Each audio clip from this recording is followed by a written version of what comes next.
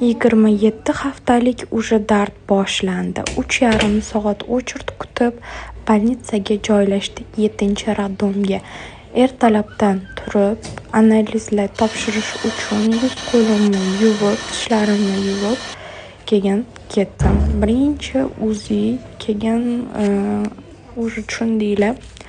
Qaytib keldim. Zavtrakimni oldim yo'ldan. Uydan hech nima olib keltirmadim, chunki zavtraklari bemalol zo'r ekan. Orada lecheniyalarni oldim, sxvatka boshlandi yana juda ham qattiq og'riq bilan, suv ketish bilan kelgan edim. Zerikmaslik uchun kitoblarimni olgan edim. Obed berdi, namozlarimni o'qib oldim. Chunki juda ham yomon og'riq, tezroq chiqib ketish uchun rosa ko'p istig'for etdim, duo qildim. Orada yana ujin berdi. Уже boshqa bermas ekan ujin. Ko'pchilik chiqdi bugun bolnitsadan. Men уже kech paytga dorilarimni ichdim. Uydagilar kelisharmikan dedim. O'g'limni rosa sog'inib ketdim. Bir kun bo'lmasdan adasi olib keldilar.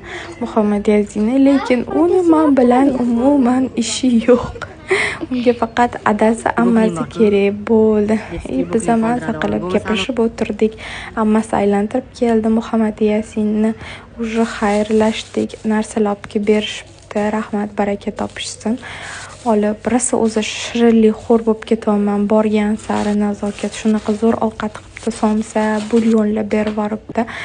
Уже kechqurun qornim ochdi, chunki boy yegan qatim bo'yi hali hech nima yemadim. Mazza qilib somsani yedim. 7-osmonda uchdim prям. Namozlarimni o'qib oldim, dorilarimni ichib, keyin уже uxlashga harakat qildim, lekin